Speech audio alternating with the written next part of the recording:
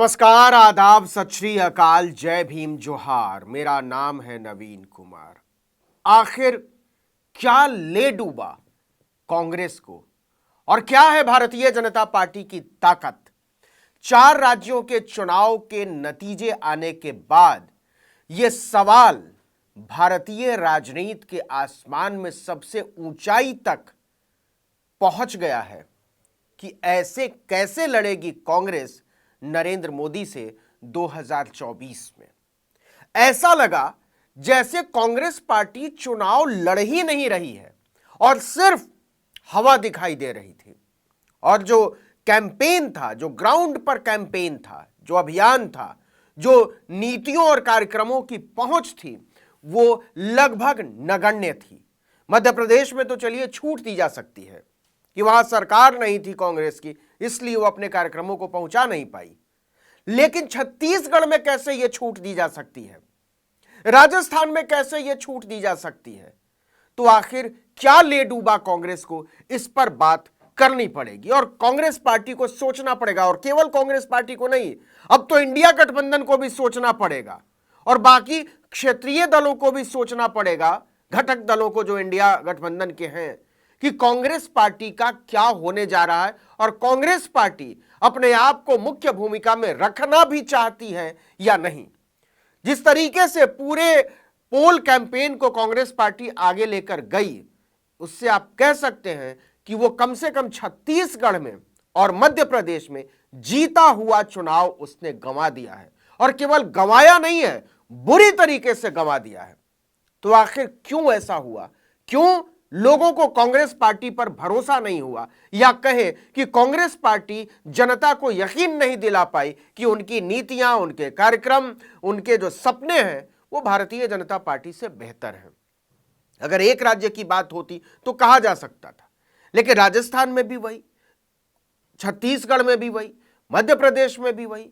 और हैरानी की बात यह है कि मध्य प्रदेश में तो अंतर जो है वो 90 सीटों से ज्यादा है। जरा सोचिए, कल्पना कीजिए कि 90 सीटों से ज्यादा का अंतर जीत में।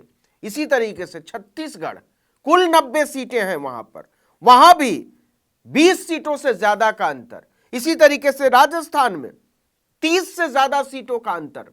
लगा ही नहीं कि कांग्रेस पार्टी चुनाव लड़ रही है या लड़ती हुई नजर आई है। भारी अंतर से उसके उम्मीदवार हारे हैं और ऐसी ऐसी सीटें कांग्रेस पार्टी ने गंवाई हैं जिनके बारे में अंदाजा लगाना भी मुश्किल था। यहां तक कि जो एग्जिट पोल आए वो भी, उसके नतीजे भी, उसके रुझान भी धराशायी हो गए, उससे भी बुरी तरीके से हारी कांग्रेस। तो अब कांग्रेस की पूरी राजनीति पर सवाल है कि क्यों ऐसा कांग्रेस के साथ बार बार होता है। देखिए कि जो हिमाचल प्रदेश और कर्नाटक गंवाया भारतीय जनता पार्टी ने, उसकी भरपाई कर ली। राजस्थान और छत्तीसगढ़ जैसे राज्य कांग्रेस के हाथों से छीनकर, राजस्थान में भी तसल्ली कर सकती है कांग्रेस की, वहां हर 5 साल पर सत्ता बदल जाती है तो चलिए अगली बार हम आ जाएंगे। लेकिन छत्तीसगढ़ में क्या हुआ? मध्य प्रदेश में क्या हुआ? मध्य प्रदेश में भारी एंटी इनकम्बेंसी, लोग नाराज थे और वो नाराजगी सामने थी, लेकिन उसको अपने पक्ष में कांग्रेस पार्टी मोड़ नहीं पाई। तो उसकी वजह क्या है, इस पर जरा सोचने की जरूरत है और उसका विश्लेषण होगा।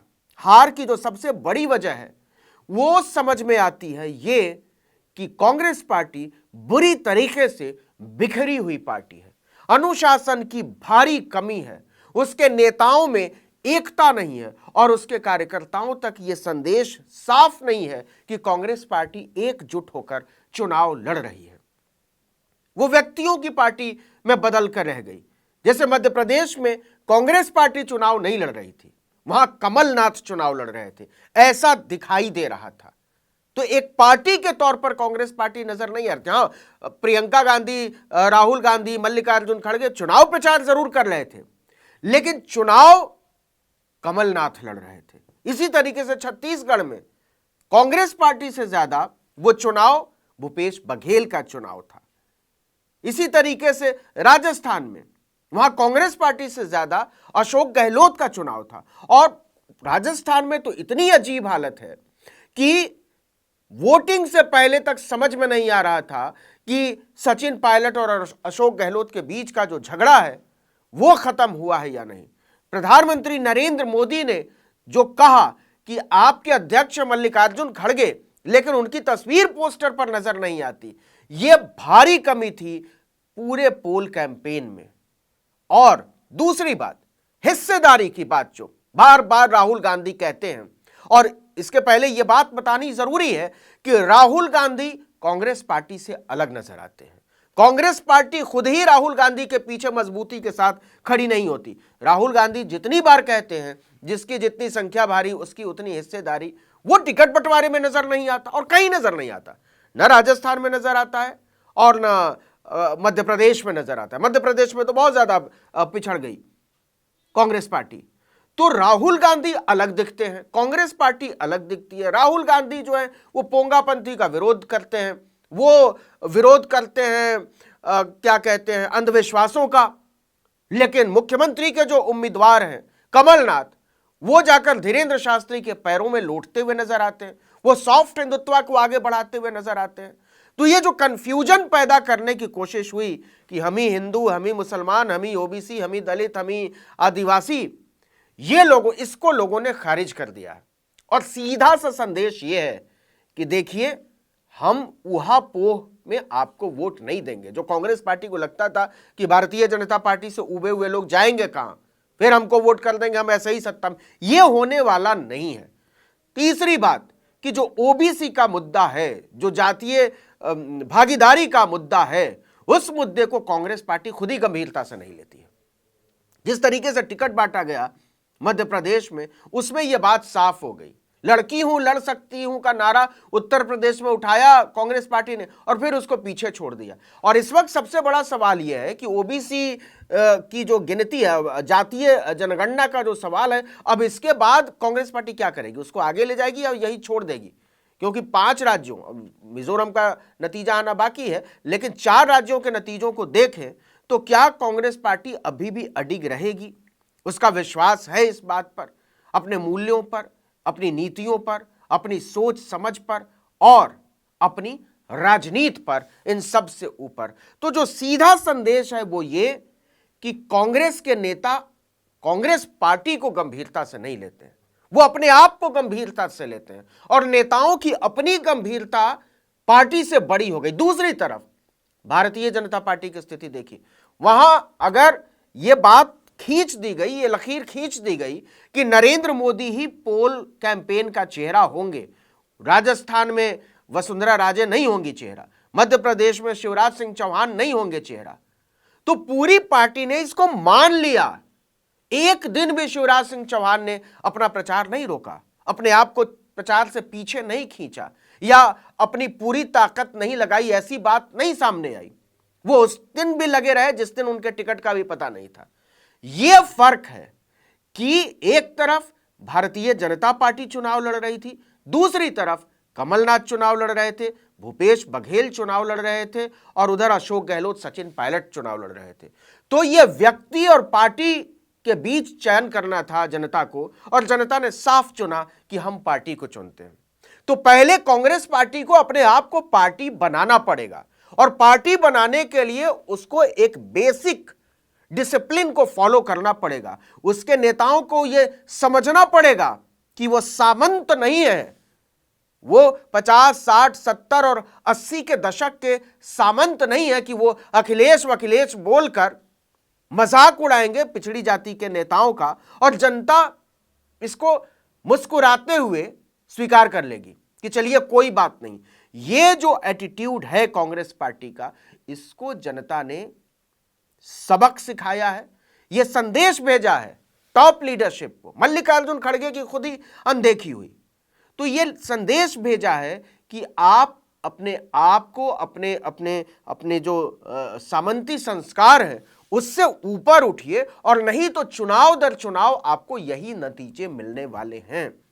तेलंगाना को लेकर कांग्रेस पार्टी खुश जरूर हो रही है, लेकिन वो दक्षिण का राज्य है, और दूसरी तरफ देखिए कि तेलंगाना में भारतीय जनता पार्टी का कुछ भी स्टेक पर नहीं था, कुछ भी वहां दांव पर नहीं था। कर्नाटक के अलावा दक्षिण के किसी भी राज्य में भारतीय जनता पार्टी का कोई स्टेक पर नहीं है।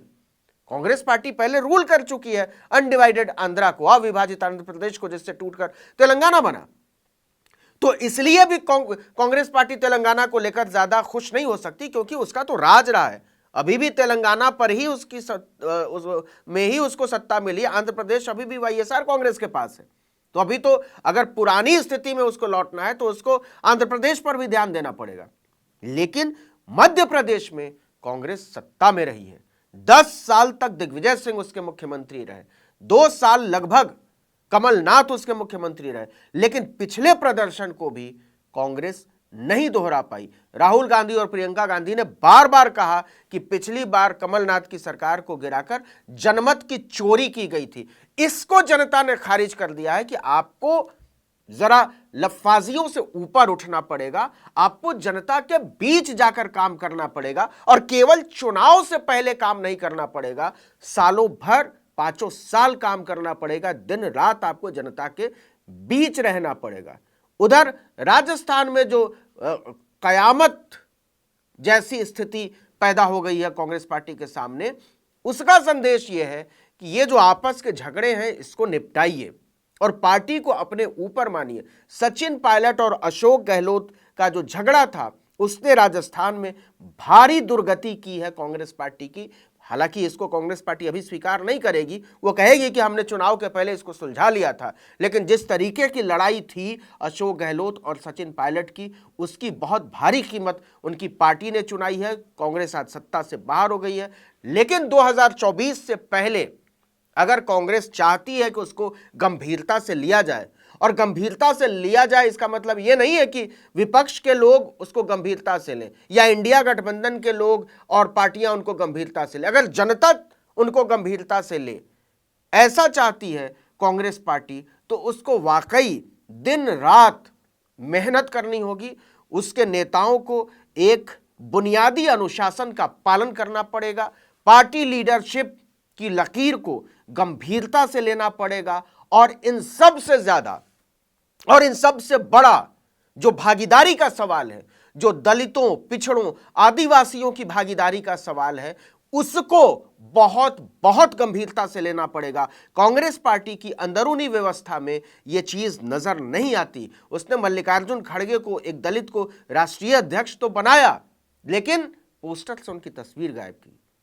मध्य प्रदेश में उनको उस अनुपात में भागीदारी नहीं दी, क्योंकि मध्य प्रदेश सरकार के एक पुराने हिसाब के मुताबिक जो उसने कोर्ट में दिया था, पिछड़ों की आबादी जो है 50% से ज्यादा है मध्य प्रदेश में, लेकिन पिछड़ों को टिकट देने के मामले में आप कंजूसी करते हैं। आप 30% तक पहुंचने में ही आपकी हालत खराब हो जाती है। दूसरी तरफ भारतीय जनता पार्टी ने अपने दलितों, पिछड़ों, आदिवासियों को, जो कि सांसद थे, उनको संसद से उठाकर चुनाव लड़ने के लिए भेज दिया। फग्गन सिंह कुलस्ते को चुनाव लड़ने के लिए भेज दिया।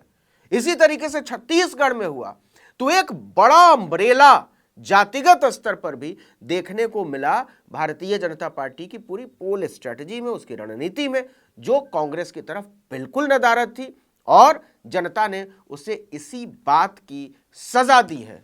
और आखिर में कांग्रेस पार्टी को यह समझना पड़ेगा, और केवल समझना नहीं पड़ेगा, उसको स्वीकार करना पड़ेगा कि पहले वो अपने आप को गंभीरता से लेना शुरू करे, उसके नेता अपनी पार्टी को गंभीरता से लेना शुरू करें, पूरी पार्टी अपनी पार्टी की नीतियों और कार्यक्रमों को गंभीरता से लेना शुरू करे। तब जाकर वो उम्मीद कर सकती है कि जनता भी उसको गंभीरता से ले। इन राज्यों के जो चुनावी नतीजे हैं वो ये बताते हैं कि जनता कांग्रेस पार्टी को एक पार्टी के तौर पर गंभीरता से नहीं लेती है, और यह संकट किसी भी पार्टी के लिए बहुत बड़ा है। कांग्रेस पार्टी अगर अभी भी इस संकट का कोई उपचार नहीं ढूंढेगी, कोई समाधान नहीं ढूंढेगी, कोई इलाज नहीं ढूंढेगी, तो 2024 में उसके लिए हालात और भयावह होंगे, और मुश्किल भरे होंगे, और चुनौती भरे होंगे। इस वीडियो में इतना ही, लेकिन अगर आपने आर्टिकल 19 इंडिया को अब तक सब्सक्राइब नहीं किया तो फौरन कीजिए, बेल आइकॉन दबाइए, घंटी जैसी आकृति, लाइक कीजिए और कमेंट करके बताइए हमारा वीडियो आपको कैसा लगा। यूट्यूब पर देख रहे तो हमारे चैनल को सब्सक्राइब कीजिए, फेसबुक पर देख रहे तो हमारे पेज को लाइक कीजिए, इंस्टाग्राम पर हमें फॉलो कीजिए, और हमारा ट्विटर हैंडल है आर्टिकल 19_इंडिया, और मेरा ट्विटर हैंडल है नवीन जर्नलिस्ट। आप मुझे भी फॉलो कर सकते हैं। नमस्कार।